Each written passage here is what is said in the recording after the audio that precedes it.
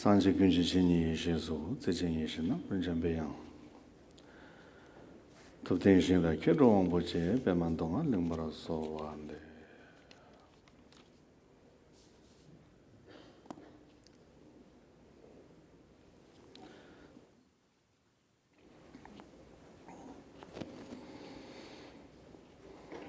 So good evening everybody, very happy to be here in New York. Something looks like a spaceship. I've never given talk in a spaceship before.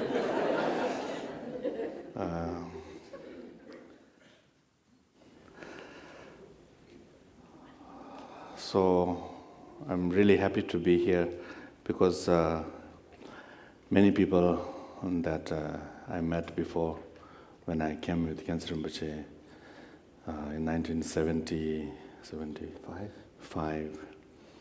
and then few times after. So many old friends. So we are all, getting a little bit older. And here in audience, I see maybe like 4 different generations of Buddhists in America. So I'm a little bit not sure how to talk, because some of you are maybe more senior than me in studying Buddhism, and some of you are quite new. I myself I don't travel much giving teaching or lecture in the West.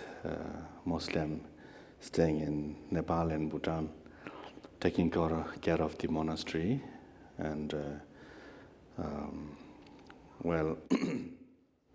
think I spent 20 years of my life with the previous Khyentse Rinpoche, like he mentioned, since I was 3 maybe, till 25 when Khyentse Rinpoche passed away.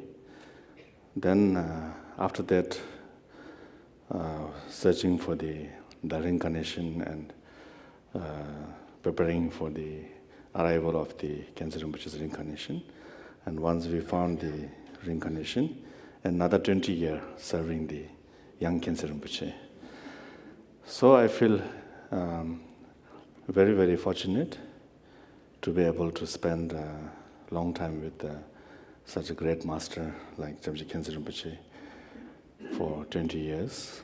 And being with Khyentse Rinpoche, that I got chance to meet so many of the great masters,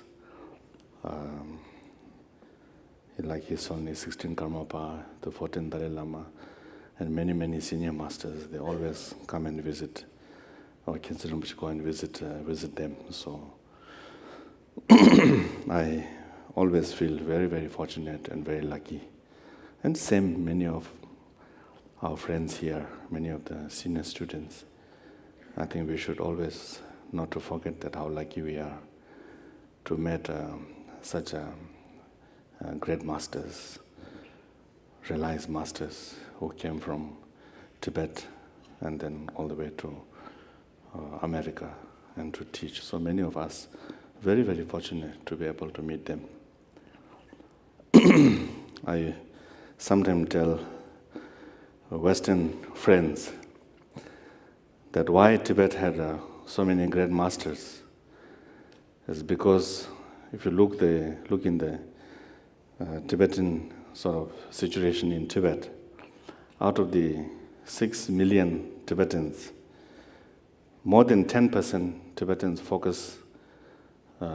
became monks and lamas and practicing.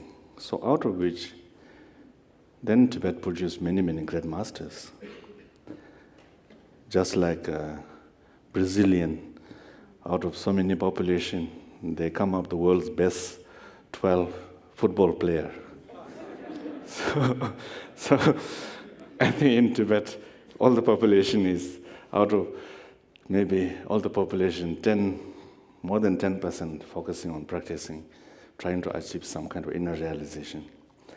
So therefore, Tibet produced not the world football champion, but the world kind of great spiritual masters.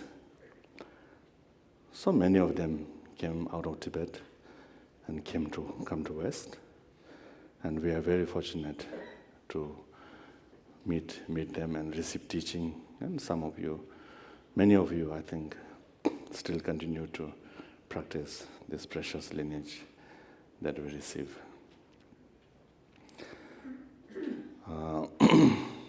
So, to tell you a little bit about Jamji Khyentse Rinpoche, maybe some of you maybe didn't meet him, or some of the younger people maybe heard about Rinpoche or read about Khyentse Rinpoche. So Jamji Khyentse Rinpoche is one of these Tibet's great master, among the many Lama, one of the great master who studied with 50 different teachers from the 4 major schools of Tibetan Buddhism. And then himself not only studied, but he put into practice by staying more than 20 years in cave and retreat, like that.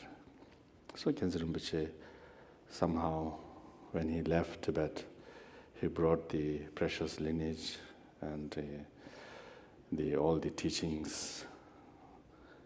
So nowadays, recently I met one Tibetan kind of researcher. He told me about this story of one of the Khyentse Rinpoche's teacher from the Gelug school, one very well-known geshe. And this geshe, he has predicted that Khyentse Rinpoche's Dharma activity will flourish one-third of the world. I never heard that prediction before. It was just recently in Queens, Jackson Heights area. I heard this story. So it's very true, you know. I think everywhere we look, somehow Khyentse Rinpoche's the lineage or teaching, and also Khyentse Rinpoche being a non-sectarian, Jime, the other day I mentioned a little bit. He had a responsible of upholding all the 4 schools of Tibetan Buddhist tradition. So he was very much, when he traveled since 1975. Wherever he traveled, he always tried to transmit whatever lineage or whatever tradition they follow. Either it's from Gelug tradition, Saja tradition, then of course Nyingma and Kaji. Whichever tradition they follow, Rinpoche will teach according to their wishes and their kind of practice. So Rinpoche sort of, I feel that Khyentse Rinpoche like one of the main kind of life force, can I say, of the Buddha Dharma, especially the Tibetan Buddhist tradition in the world. And some of maybe for the young people, young children I see, if you like to know about Khyentse Rinpoche, he's physically very, very big. Even in America, he's big. Even when he comes to America, he's very tall. At one point, one young child came to see Rinpoche when he was in residence, and this child came with his mother. And when the child saw Khyentse Rinpoche, he was so fascinated that he told his mother, "Look, mommy, giant man, giant man." And mother felt a little bit embarrassed because it sounds a little bit rude, you know. But she couldn't make him stop because he was so fascinated with Rinpoche's physical appearance. So, of course, not only inner realization, but even outer physical appearance. It's very, very magnificent. It's almost like a mountain, like that. And like in the movie, his son Dalai Lama said, his body well built, very big, but always smiling, like that. So his presence was very, very strong. So when you meet spiritual master like that, and you somehow feel spiritually connected, then I think maybe we can say kind of inner realization sort of naturally comes, because the presence is so strong. And many of you, I'm sure, have an experience like that. So like that. And today here, the subject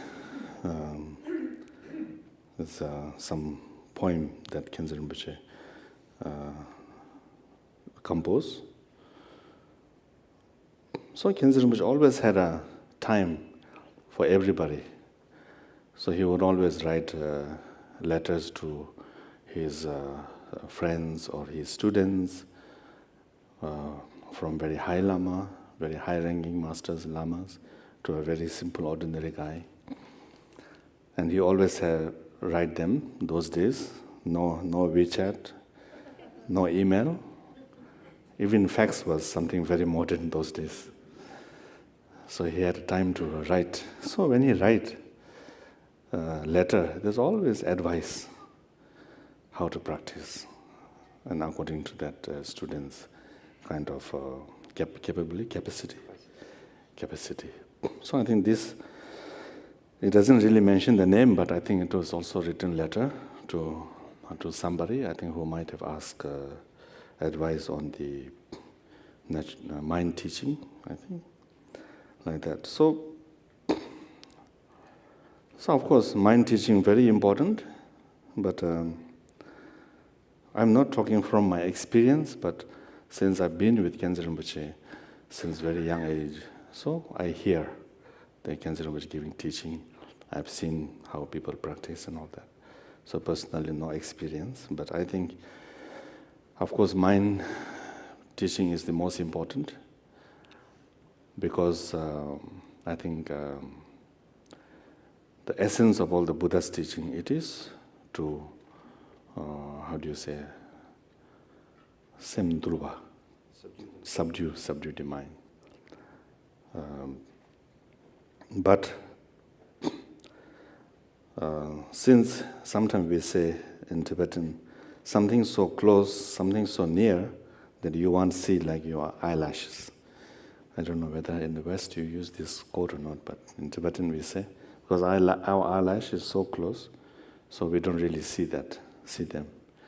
So you need a kind of, in order to really get the teaching of mind, normally people will go through lots of practice, preliminary practice, Nyandro practice, and from the Nyandro, I think to become to do a good practice or good practice, to become a good practitioner, I think that why we practice, I think that's very important.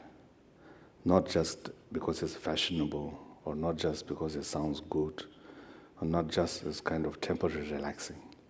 The purpose why we want to practice Dharma has to, with the reason why we want to practice has to be because of what we call the four changes of mind, or four thoughts. Four thoughts that turn the mind into Dharma. Then, precious human life. So much potential that we have. Then, of course, in the traditional classic teaching, there's all this reflection of now we in the traditional teaching that Tanjo Nyepakawa, the 5 things. Anyway, 18, I don't know how to say it in English. Yeah, Tarwaje and Jorwachu. So all these things is to reflect on, to see how precious human life. So sometimes we can also use from the modern kind of thinking, that if you look at the evolution of the modern science, that how the human race started from being a cell, slowly to a fish, and then slowly to, I'm sure more of you study in the science. And then when I sometimes think, there are like millions of chances that we not become a human being, that we become a mushroom or we become a tree. So of course, mushroom and tree don't have the intelligence that we have. So I think from that evolution point of view, I think we can also look at how precious human life is, because we have so much intelligence, so much potential. Then also people who have this precious human life, so how many of us really utilize it properly? many people somehow take it for granted. There's a kind of a joke. One Tibetan Lama was teaching this precious human life to a Chinese student. And he said, oh, the precious human life is very rare. And the Chinese student said, the Lama, you've never been to China.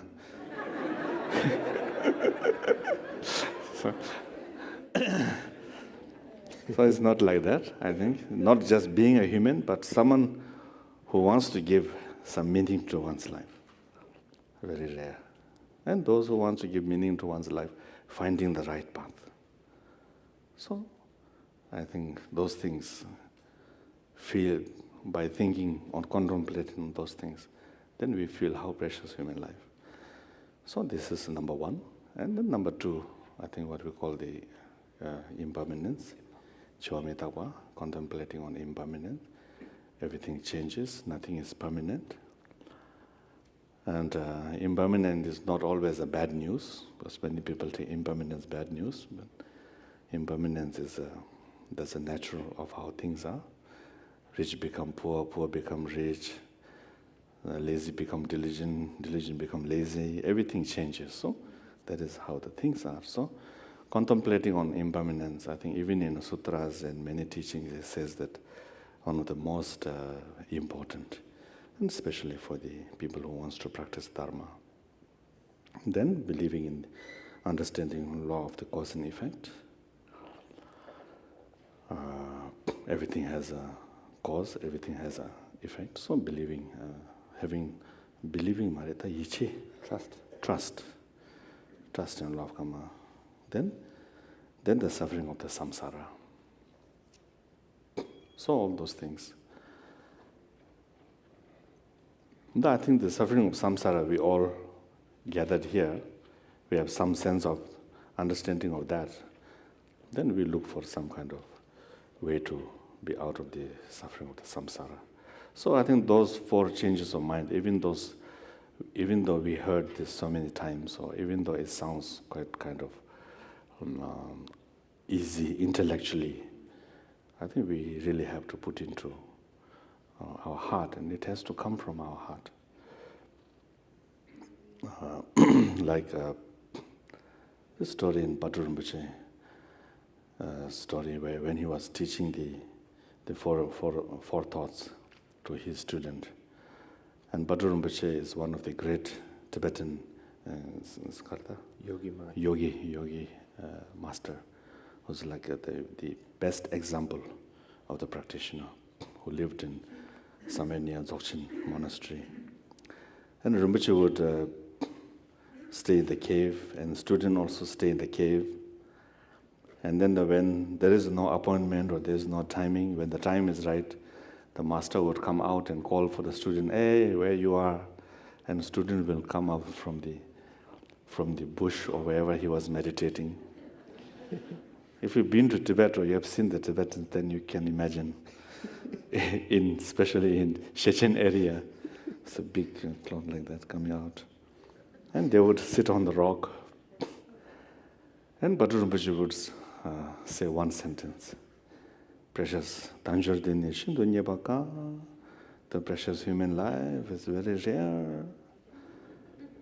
And then teacher would cry, and the student would cry. So then they cry, the teaching finished.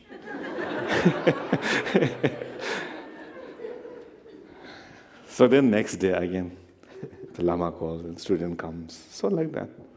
So sometimes we don't need too much blah, blah, blah talking. I think main thing, it has to come really from the heart, or heart from the heart. Can say, like that. So these things are, I think, very important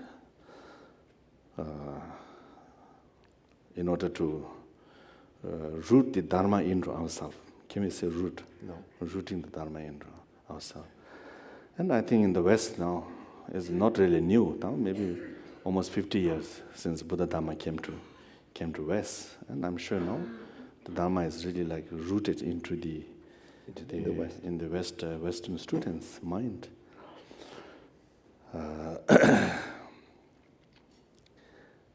When we first came with the robes walking around in New York, more people think we are Hare Krishna.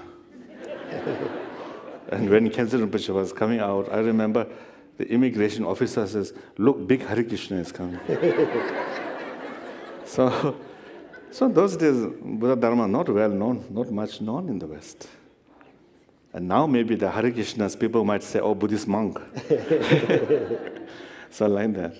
So gradually. In those days, of course, many of the senior students, you might remember that many kind of people looking for some kind of Asian, exotic, things like that. And many students are hippies, don't want to do much, looking for some kind of levitation or something like that. So that's how it started. And masters, our senior masters really work hard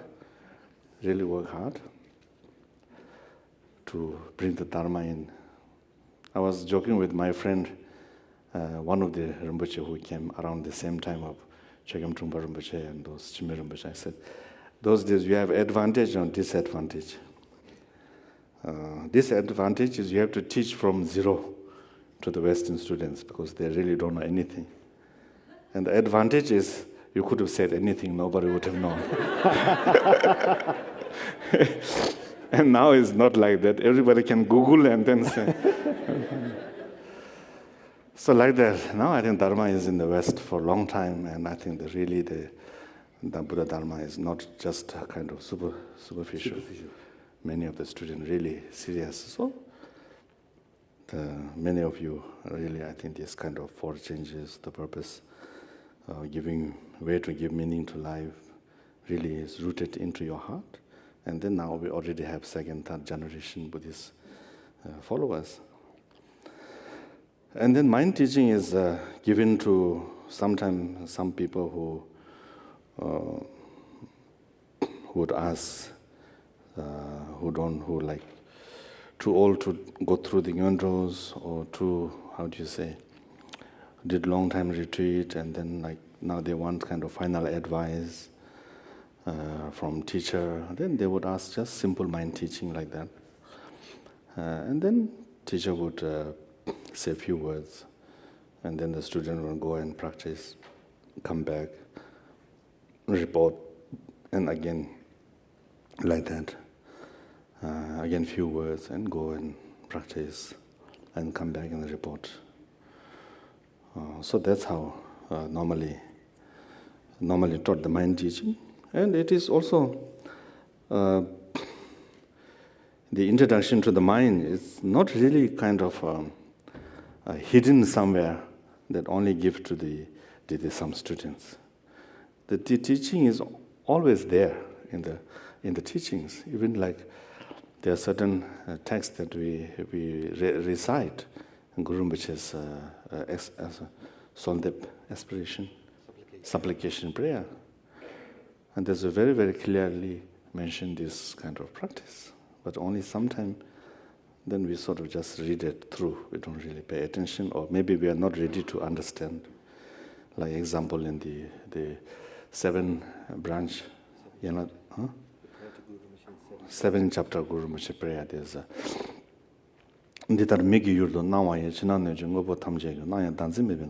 so whatever appears, just let it appear without clinging to it. Let it subside. So this prayer is always there. And also when many of you receive the empowerment, during the 4th empowerment, there's always introduction to the mind, always there.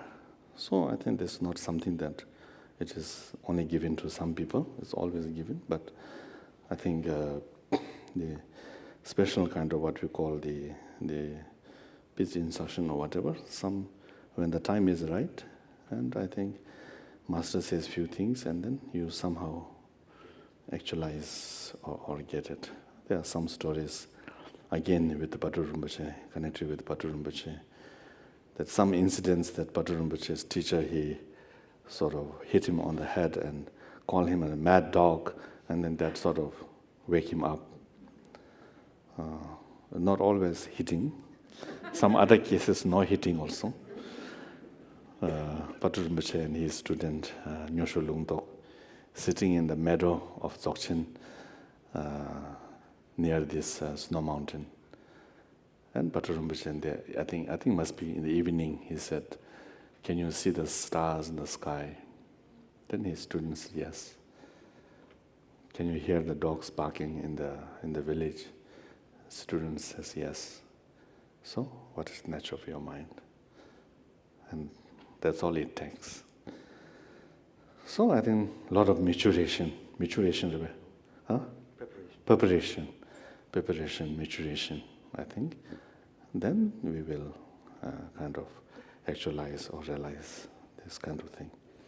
So, speaking too much, I think doesn't really make much difference. It's like maybe I'm telling you how to ride a bicycle. It's like that. So here in the poem that Khyentse Rinpoche wrote,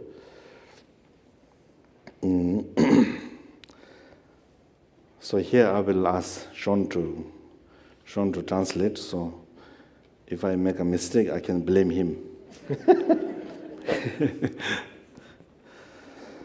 Semji semla tebe se tongju mechang sale wa ma che kuyang lo de nga ramba maying zam do ja seta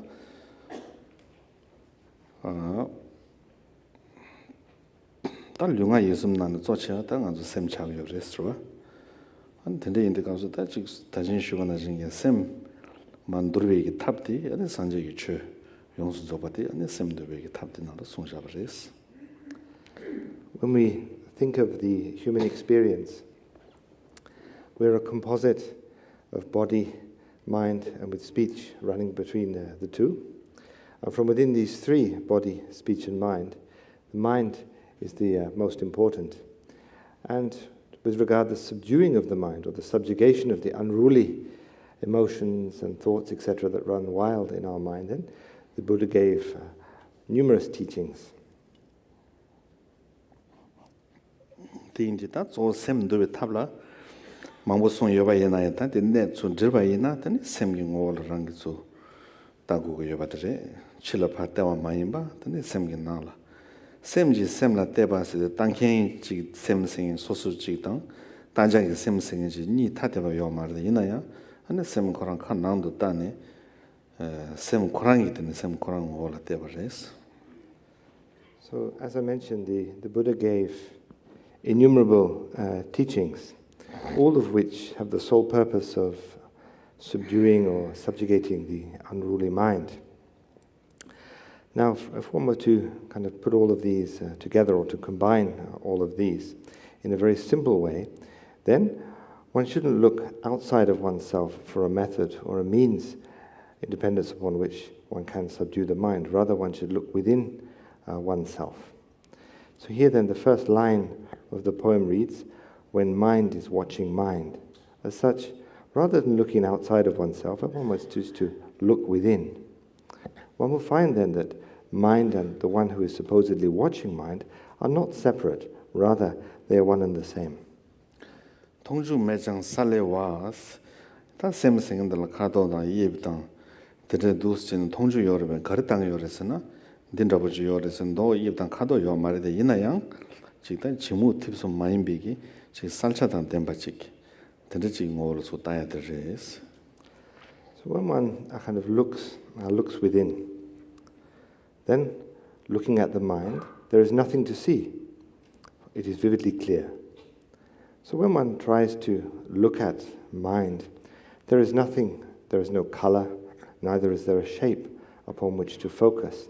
Rather, when mind is watching mind, there is nothing to see. But it isn't that there is something obscured or that there is something hidden away. Rather, the nature of one's mind then is something that is vividly clear. Tati gandes chen tarang tapshe jabo gande yin sewa ina tene macho bas ta dele ji samnon ramen ramangbo tang chene ji johan jamne namdo sha nyeng mare samyan rabo da ji dig mare samyan rabo tende ge samno gi tene joha jaba mayin ba macho ba kuyangbo chene hlobo chen de ba tengang las. So how to do that? How to then kind of rest within the nature of mind and see then this natural luminosity of mind?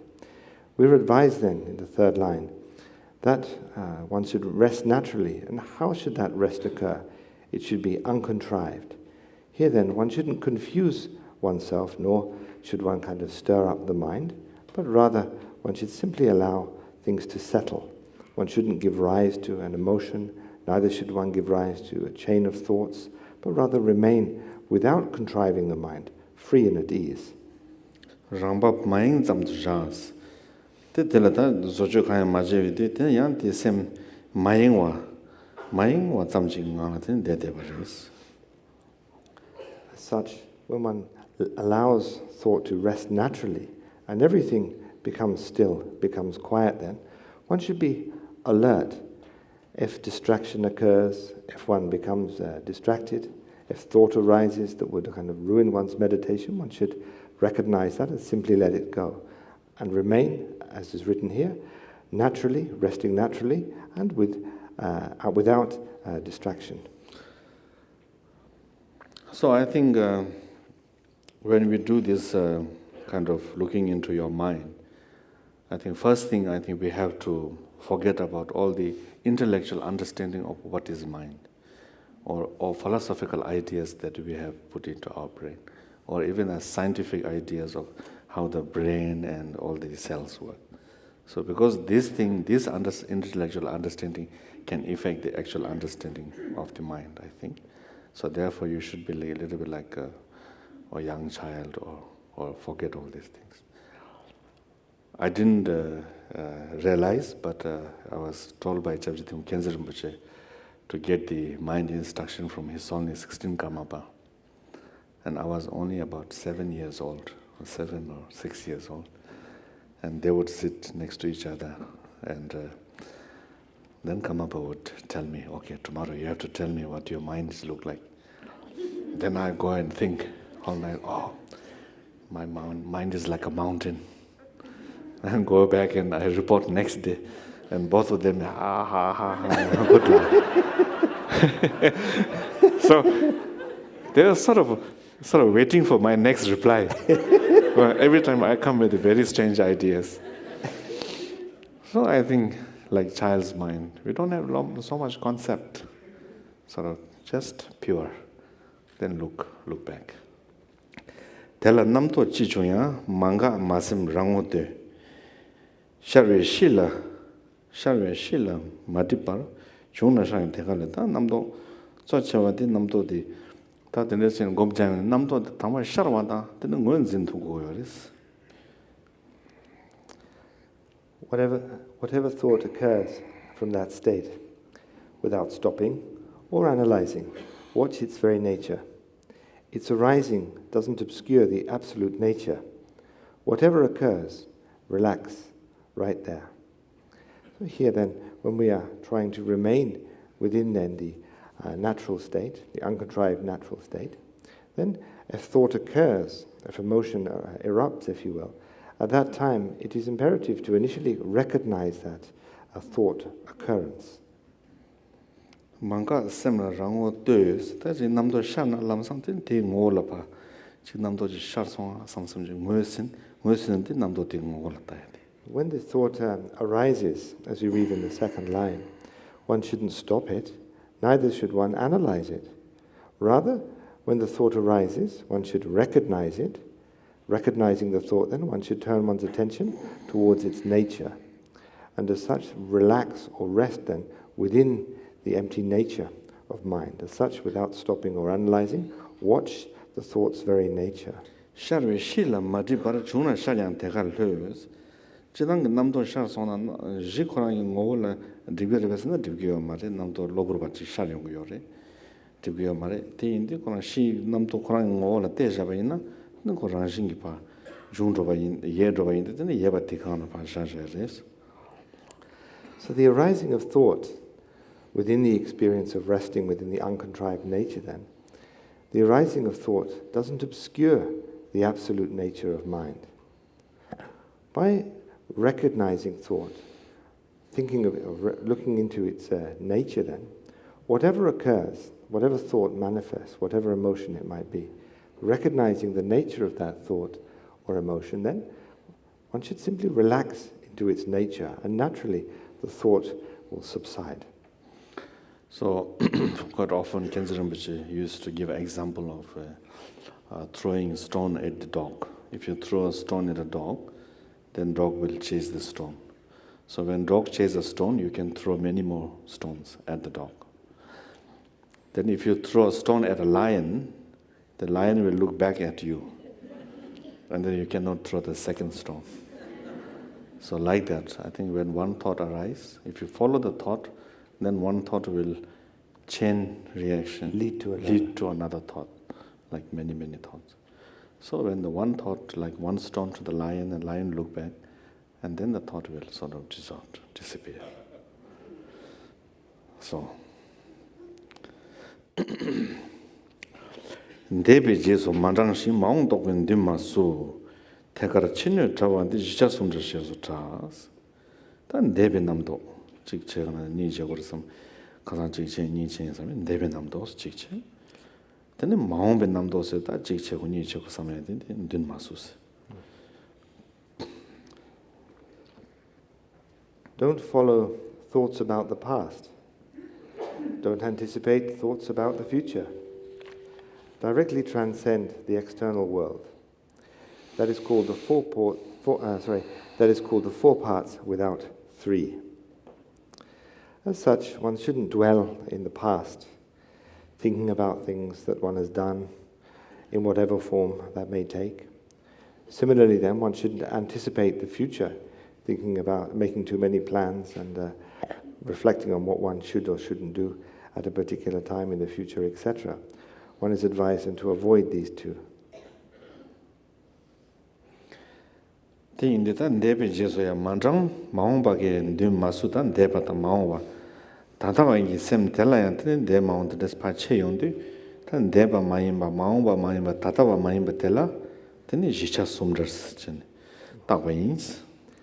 to then directly transcend the external world. So here when we reflect using the 3 times, then we've spoken about not dwelling in the past, and similarly then about anticipating the future. Directly transcending the external world means to not become involved in that which is in front of us at the very moment, in any given time. As such, we think about overcoming then the thoughts of the 3 times. This then is the 4th part without 3. Then namdong wa shi ngang chang na jenga ne ba me jin nang ya shi la phe ne me chunyi rang ba jemba wos. Ta namdo de kan tes chegor sana chi. Shar minyen sambe ki ten kaya tin de yo ma ka ne sana chi namdo de pa yang ka ja di tela yang ka par chabe namdo chi je ge yo ba bares.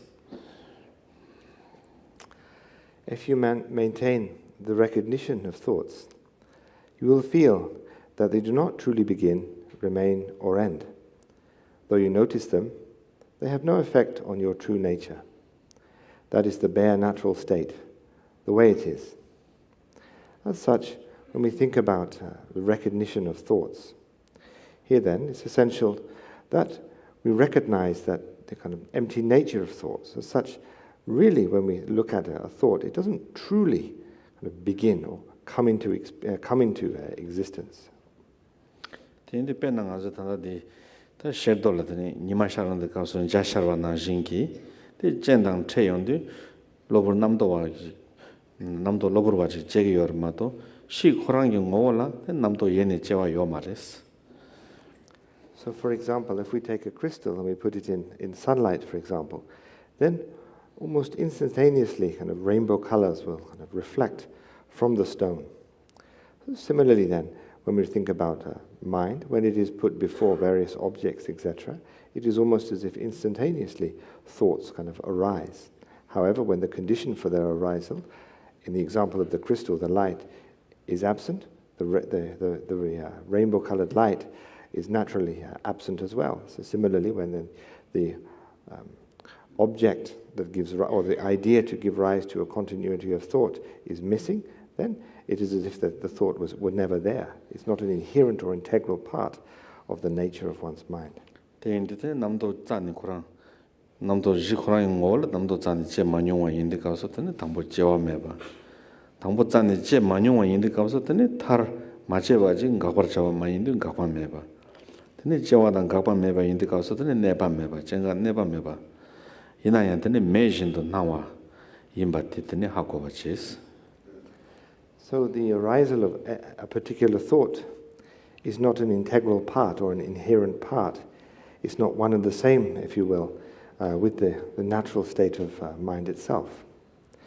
So if a thought isn't an inherently existent part of one's mind, then its ending or its cessation can similarly not be an integral or inherent part of mind. As such, what to talk about here, it's remaining. So then the question is, do thoughts not exist at all? They exist, but they don't truly exist. Te indi te shi kurang la ta zani kurang truma nyongwa indi kauso tene pemba dan neba namdo sharwegi nyo jaba dan namdo ma sharwegi shi kurang la namdo sharwegi neba dan ma sharwegi pemba meba indi shi kurang la pene meba tela tene chunyi rangbab jembas mindaba res. And so, for example, when we think about then the way that there is no inherent kind of arising or cessation of thoughts, as integral to then the nature of one's mind, then with regard to mind itself cannot be neither benefited nor harmed by the arisal or then the cessation of these seemingly tangible, seemingly integral parts of our being, or these thoughts, if you will. As such, we can notice the thoughts arising then, but then they will have no effect on on our true nature. As such, the advice is given then to simply rest in the true nature of mind. Rikdong sangha jayin di nyamji kintu lamche na truba rangro tobe de nyurdu nyeba tobar chans ta teta bogi chik tes chik rangi sem ding la teni nyeba dawo ji nye nyamnyong dawo ji nyeba ina ta te pa jun chong ya de keshimba shu res.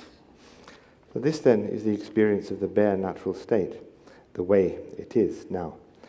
If you take that empty awareness that is open and carefree as the path, all the time, both during formal meditation practice and also afterward, in the post-meditation time, you will quickly and surely acquire a confident realization that confusion is freed by itself. Te indi kauso ta teta bogi nyamnyong di rikdong sangha jayin di nyamjangi kauso ta ngaran zo gom jab cheni nyamlin chebe kapso ta semong chong re ta tene nyamja mayin begi tene jetob ji chawa kapso yon tu jun do tene yang ni yang do kang tutu chig semong ol te chig tu se kanang to korne tene ta ya de ta lam do chewe gi tap tene res. So here then there are two things to bear in mind.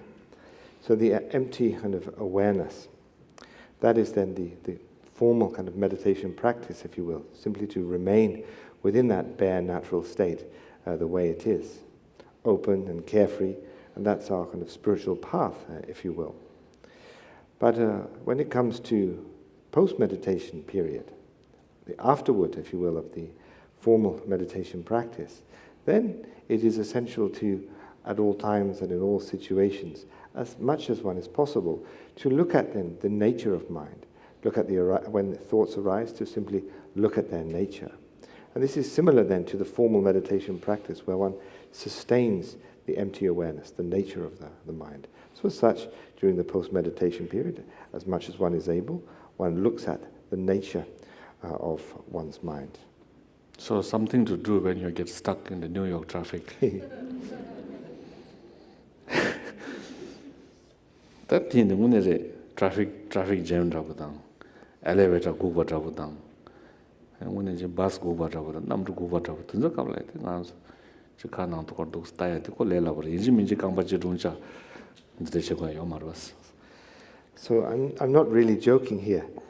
When you are stuck in the New York traffic, or when you're in a kind of elevator, or when you're on a bus, when you're traveling on an airplane, etc., it's very easy simply to look within, to look at mind.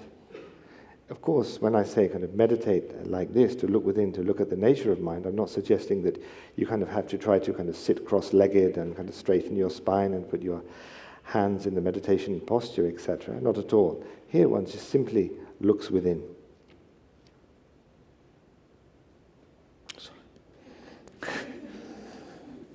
Tene indi ta tentebu nyamlen jundu nyamsulen nyamlen cherwa ina anen trubege na wande tamje demba trubama ba ranjing gitani chik tron robe gitani nyeba nye segorbe ta topic dingdi tene nyurdu toba cheba yins.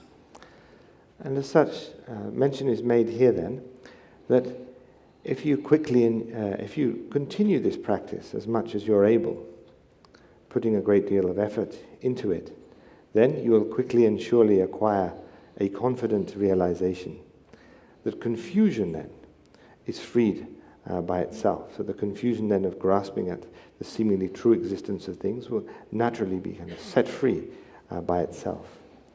Draws lama rangi sem yerme tui sewe nga nyambara jaje temeche nyedun chukyu rangshal taas.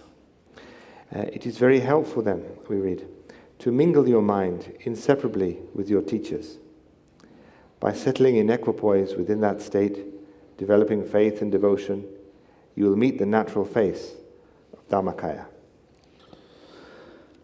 I always tell some kind of newcomer who never had an opportunity to meet like my lineage. From my lineage, it's like Jamji Khense Rinpoche. Of course, different lineage, they all have very realized master.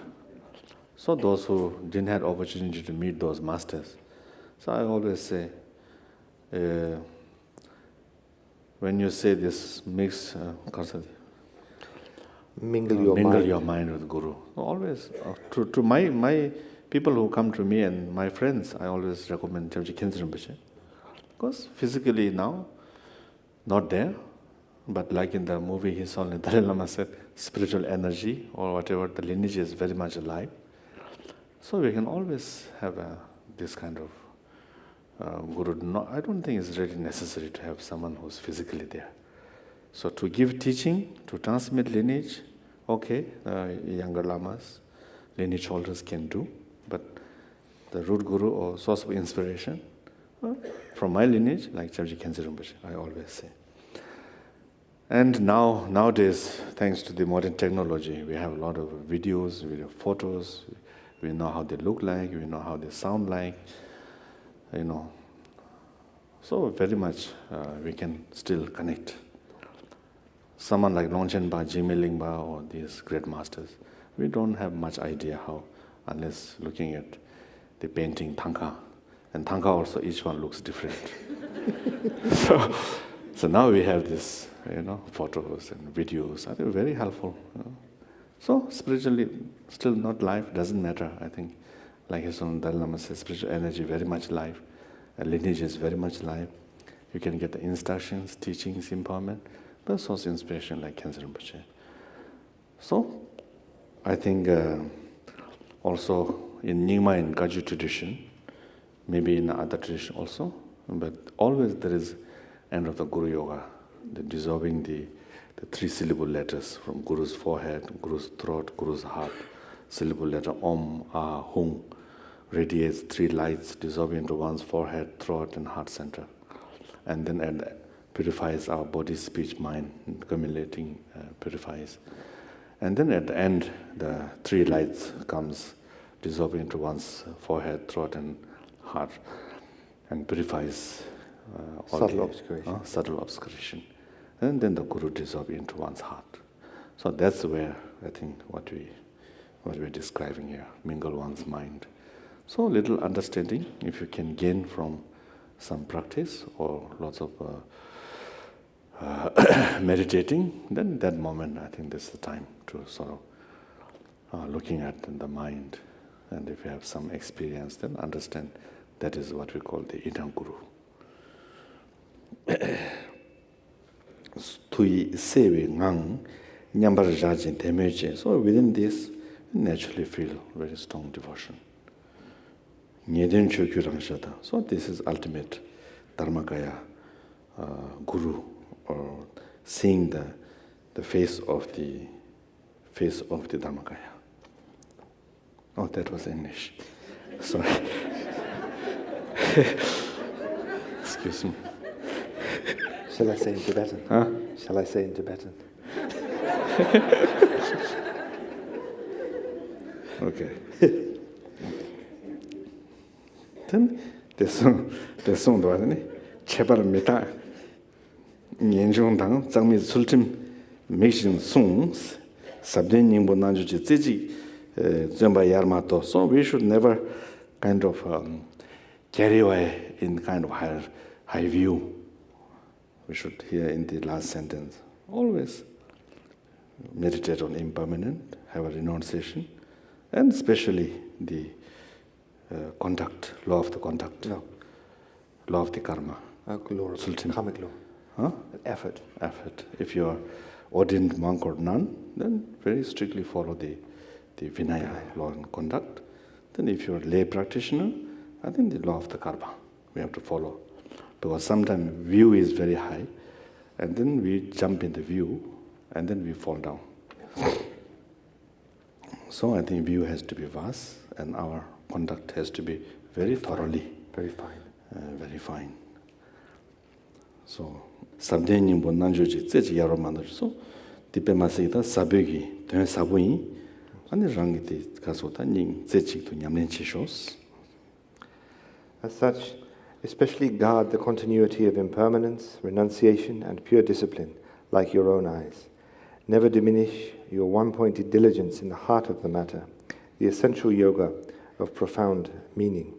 As such, it is imperative at all times and in all situations to apply single-pointed diligence at the heart of the matter, to essentialize or to actualize then this essential yoga of profound meaning. Tesam gumsum pemayi jiro tartuki tenla pepa yuldi yin ningbe twendi ningruche. So Kensington was always emphasize on Töba means hearing the Dharma, Samba means contemplating, Gomba means meditation. So always Kensington recommends here also like that. I think we should listen to Dharma, contemplate it, and then try to put into practice. So if we just listen to so many dharmas and then we don't contemplate, we don't think about, then it becomes my diet book. I have so many diet books and I'm still quite heavy. This is, I think, happens quite a lot with some of what we call dharma bumps. We collect so many books and attend all the teachings, and our character never change. Then it's like my diet book. So maybe you don't need too many diet books, but one good diet book, and if you follow it, you will lose weight. So like that. Teke menga disi di jebi chutin tambandi, nyasang tongpa namkatara chela timbe chuchurchis. 다 되다 보기 추기 님보다 보기 다 되지다 보디 안에 제가 투제비 제도 표가 있어.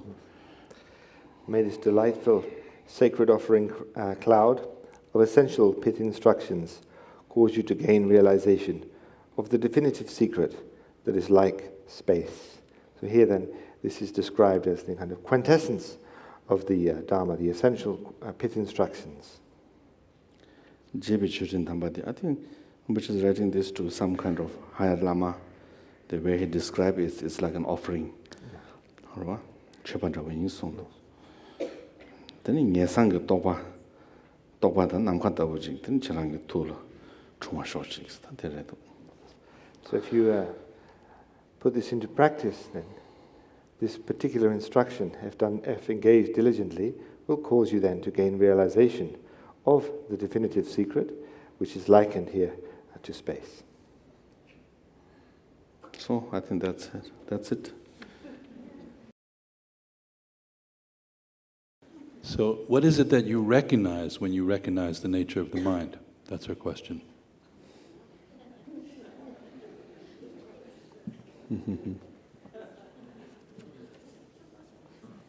I don't know whether I have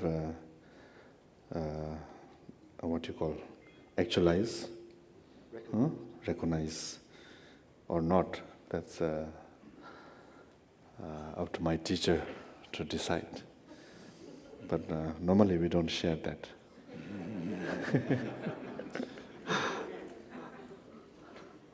I think when you look at the sky, you say you see a sky, but what you really see is really right. So some teaching says something like that. Yes. He said he'll tell you later.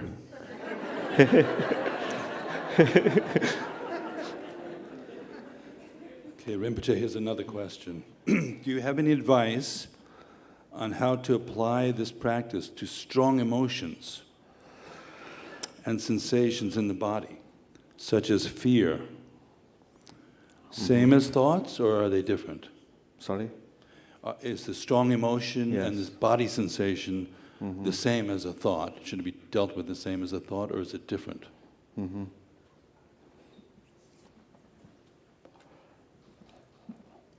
Well, I think emotions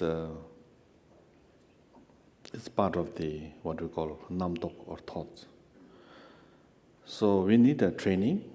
I think gom, when you say gom, it means familiarization, I think, literally translation. So the practice, I think we have to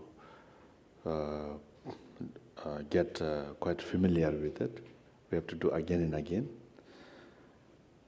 So the more you kind of get a little bit experience into resting in the state nature of mind, then there will be less problem with all the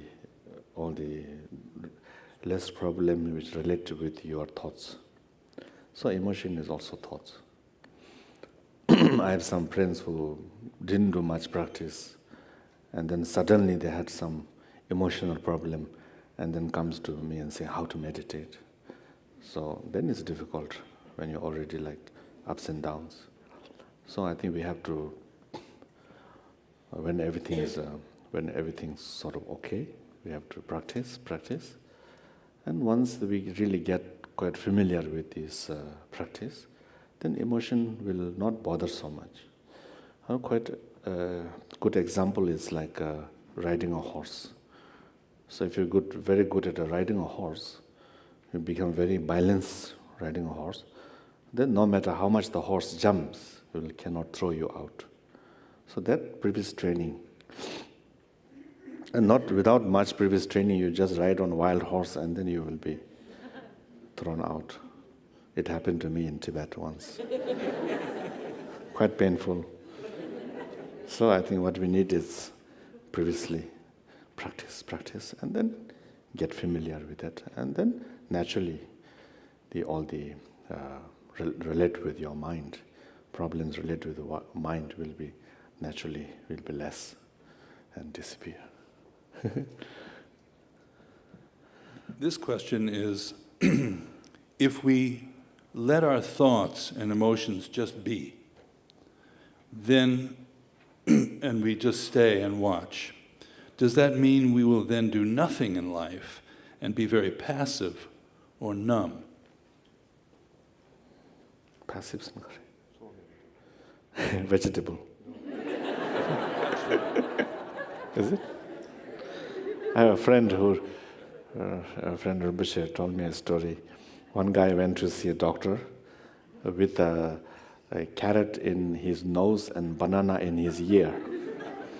And he went to see a doctor and said, "Doctor, I have a problem." And doctor says, "Yes, you have an eating disorder."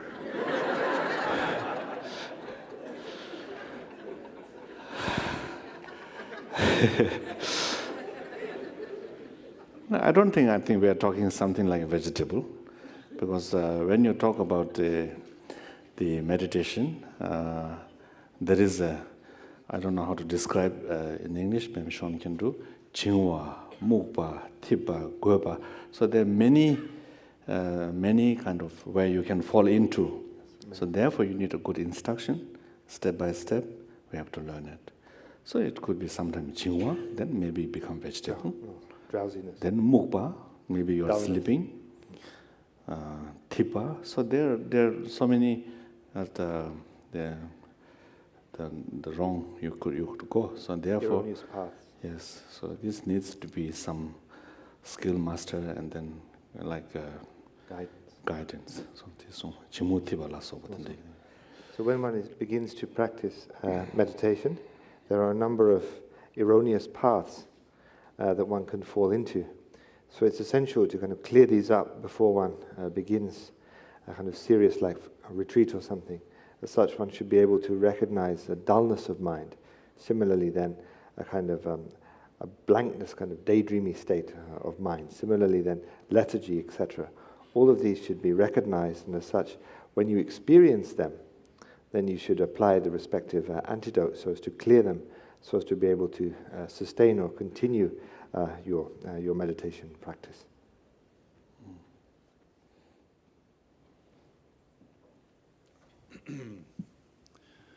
Rinpoche, how can peace abiding, I assume they mean shamatha meditation or single-pointed meditation, help young school children? And how can children practice meditation? How can children practice? What was the first one? How can shamatha or single-pointed meditation help young school kids? Okay. Yeah. Oh yeah, of course. I think it's very helpful. I think.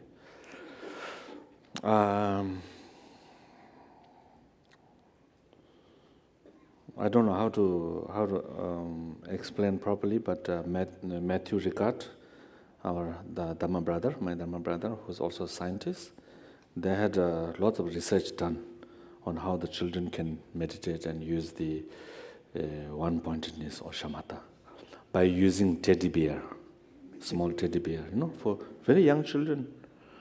And I think they did some research and keeping the teddy bear on the chest. Maybe they are lying down and keeping, and then the breathing in and out, the teddy bear goes up and down or something. So they said a very much good result. Good result. And even I think once we visit one of the school in New York, I don't remember which one.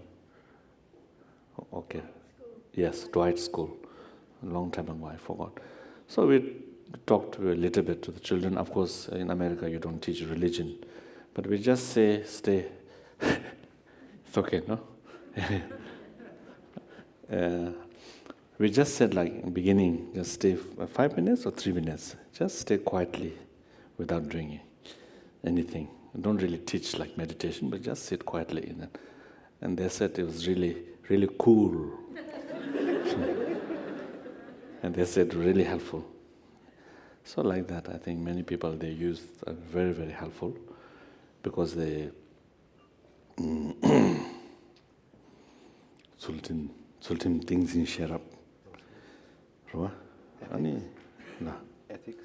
Sultim things in share up. And things in tilla chebagi ani share up pegi bachi suayoba.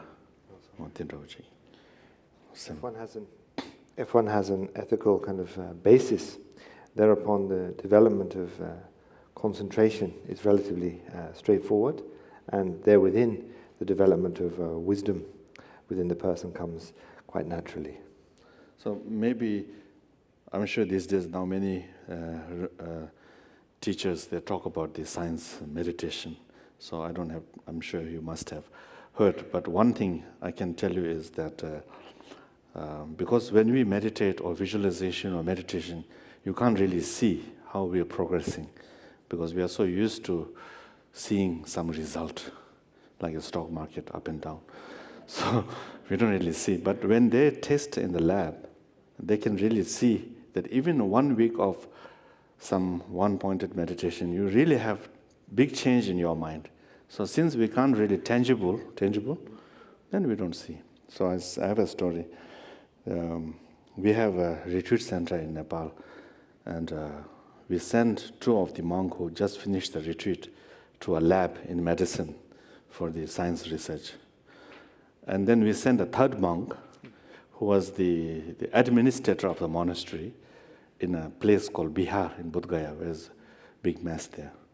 So these 3 monks went to the lab, but we forgot to mention the 2 was the retreatant and 1 is not retreatant. But we received an email from the scientist saying, what's wrong with the 3rd one? So it really, of course, 3 year definite changes, but even 1 week, we try meditation, tremendous changes, progress. But because we can't really feel or see it, and weight, you can go on a scale, you can see how much pound you lose, but here you cannot see. But there's definitely big changes. If you're really interested, maybe go in the lab and you will find the results. So I think this one point in his mind, really, little bit meditation makes big changes in your mind.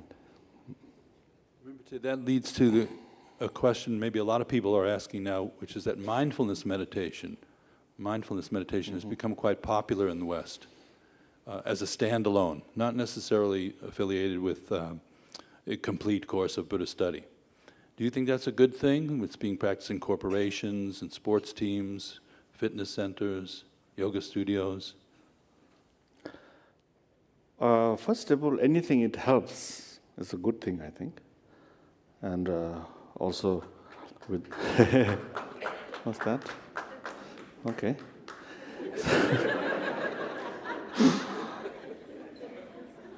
But is it a Buddhism then? I don't know, Ruwa. But yes, I think because it sort of opens the door to the people to get the taste of meditation, yeah. So people maybe will just do that.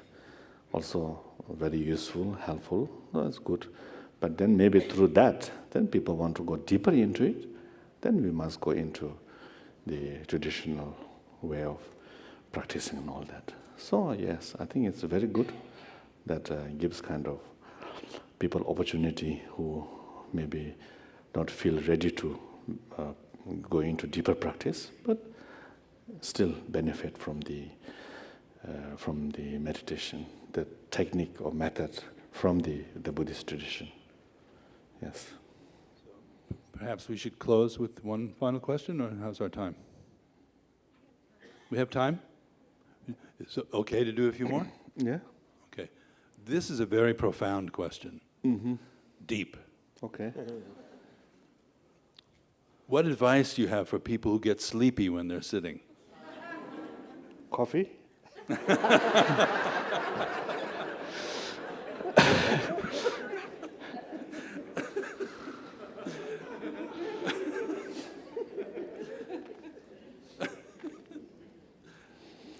Maybe I can share this with you. It's a story of my friend Matthew. When he was a young scientist and very interested in the Dharma, very enthusiastic, and he came to Darjeeling to meet his first teacher, Kanju Rinpoche. And he was sitting there, and then he saw the monks doing prayer and falling asleep. And he was so amazed. Say, how can they sleep during the prayer? But later on, he's number one sleeper in the puja. Of course, I think most of the Buddhist practice, you can always way to wake yourself. You can get up and walk a little bit here and there, and then sit and meditate. You can use any kind of method so that you don't feel completely like dullness. Even in Vinaya for the monks, when they're meditating, then it describes that they should make a small ball and make a string, and then you throw the ball, and doesn't really hit, but it comes, then you wake. So in the Vinaya, Buddha described that for the monks. So I'm sure you can use any method. And maybe in some Sakya tradition practice, then you're not supposed to get up, but that according to that particular sadhana. But otherwise, I think whatever it makes you feel awake. And also meditation, you don't feel comfortable on the floor, you can sit on the chair. So whatever is helpful to the mind to awaken oneself. In Tibet, sometimes the yogis, they have long hair. They tie the hair up in the ceiling. And then so if someone has a ponytail, you can use that. harder for a monk, Rinpoche. That'd be difficult for a monk. And I think a practitioner, I think it's very important to have a kind of good, especially the beginner, I think, to have a uplifting space or atmosphere. I remember once Jean-Pierre Rinpoche was asked by a Bhutanese scholar, there is a place in Bhutan, and people say that place belongs to Longchenpa. And do you think that place belongs to Longchenpa? Because there's supposed to be 8 places of Longchenpa in Bhutan. And the first question Khyentse Rinpoche asks is that, does it have a good view? Does the place have a good view? And he said, no. Then Rinpoche said, can't be Longchenpa's place. So even great master like Longchenpa, if you look at the places he chooses to practice, it's always like high up mountain and very spacious. So I think that's also maybe he's not falling asleep, but it helps enhance the practice of the Dzogchen or nature of mind. We have a few more. Rinpoche, isn't uncontrived also a concept? When you say practice uncontrived, is that also not a concept? Contrived.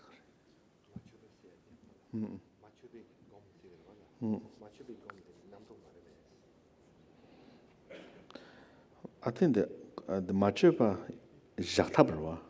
The namdo mare jaktab. In the text, when it says one should rest uncontrived, free, and at ease in that state, it's not thinking about doing something in an uncontrived state. This is simply a way of resting. One rests one just drops everything, so there's no contrivance and remains within that state. It's not a question of thinking that one is practicing it in an uncontrived way.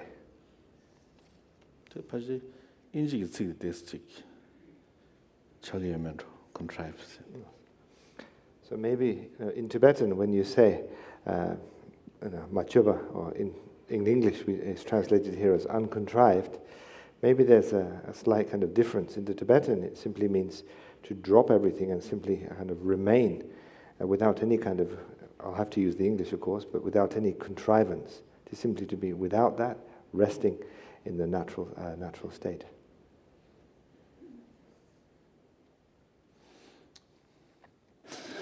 But this one is a good question, but there's one word that is unintelligible. So if the person who wrote it could just maybe shout out this word. Is pursuing blank incompatible with being good?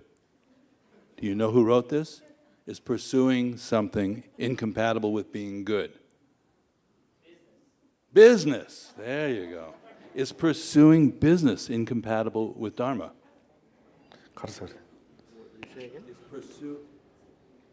Is pursuing business, working with the business world, incompatible with the Dharma? Jungle.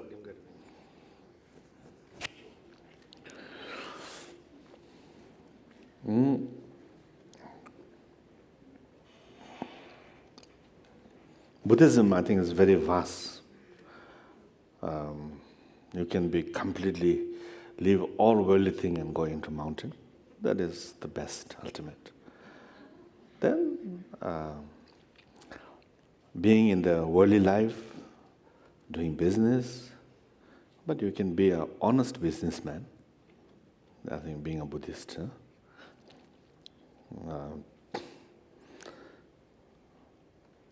So it's not really contradictory. The question is, does it contradictory?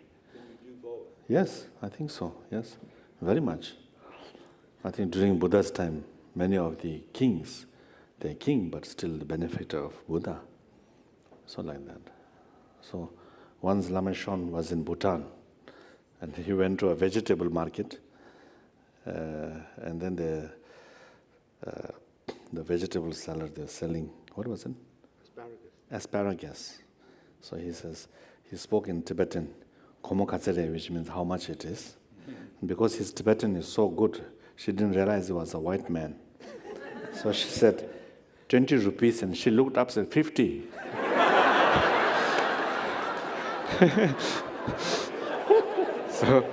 That's not so good.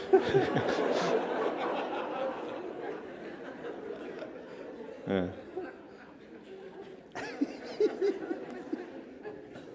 So you can be a honest, reasonable, right? A businessman. Then you're doing business to gain some kind of benefit or living, yeah. And also, there's of course one special about Buddhism is that the intention is very important. So even when you do business, you can accumulate some, the worldly means. So eventually, I will be able to practice Dharma. Then it's also good, you know. So I think very much intention. And I sometimes say, switching off light is just same action. You switch off light, just switch off light in order to save your electricity bill. Then it's switching off light, but it's selfish. Switch off the light is to save the environment. Same time you save electricity bill. That's a little bit greater view. Save electricity bill, so for the sake of all sentient beings, then bodhisattva electricity. So I think very much depends on intention. That's why I think in Buddhism, mostly I think we have to check our intention in everything we do, even practice, even meditation. If we can add the attitude, meditation for the sake of all sentient beings, then become Mahayana, Vajrayana meditation. For meditation, even that mind, what was that fashionable one? Mindfulness? Even a mindfulness, fashionable one.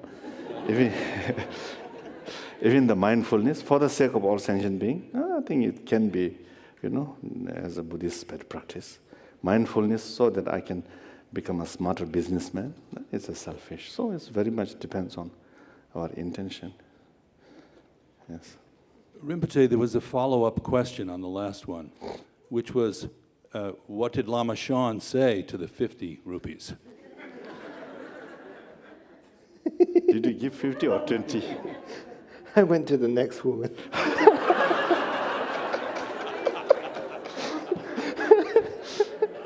Okay, that's a skillful means. Yeah.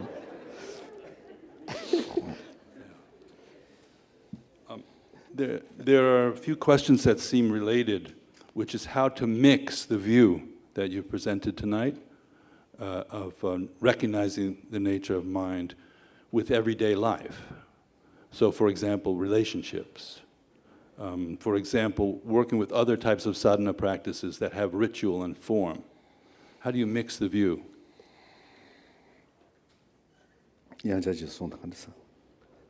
Okay.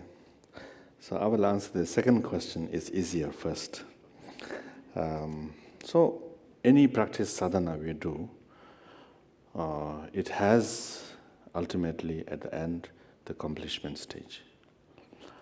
So I think every practice, different layers or different levels, but somehow there is always shamatha and vipassana, shine and laktong, development and accomplishment stage.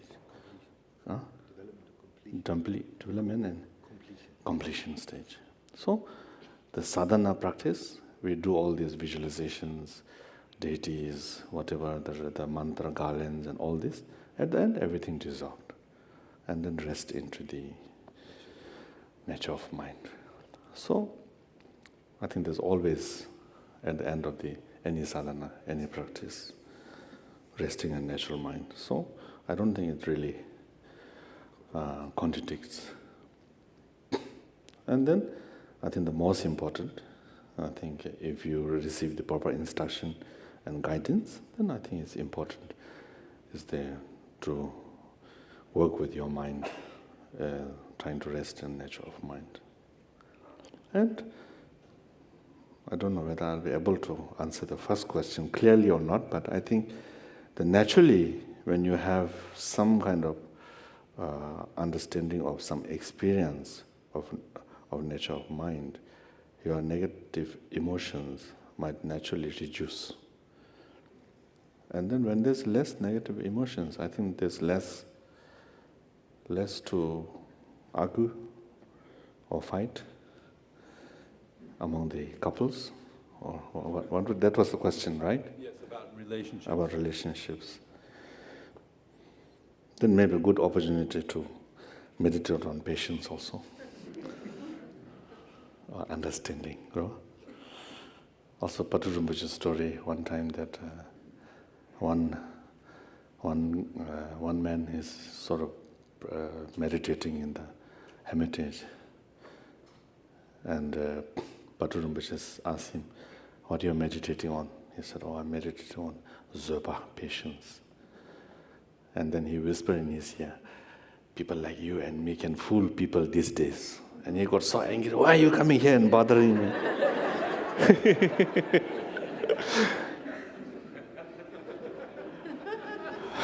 So I think as a practitioner, as a Buddhist, as a practitioner, when things go well, then we don't really know how good our practice or how much depth we risk when in practice. So when circumstances arise, that's the time I think we have to use. So sometime I think if you want to see some of how deep or how good you are, then some challenge maybe, something that will stir up your negative emotions, and then you can see whether you can handle it or not.